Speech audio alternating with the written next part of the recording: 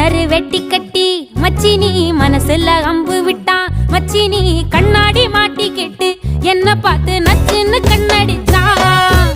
சுத்தமா புத்தி இல்ல மச்சானே, சொல்றதும் கேட்பதில்ல மச்சானே. பக்கத்து வீட்டில் எல்லாம் பக்கா வச்சு மொத்தமா செஞ்சு புட்டா. வாழ்க்கைய கெடுத்துட்டேன்னு மச்சானே.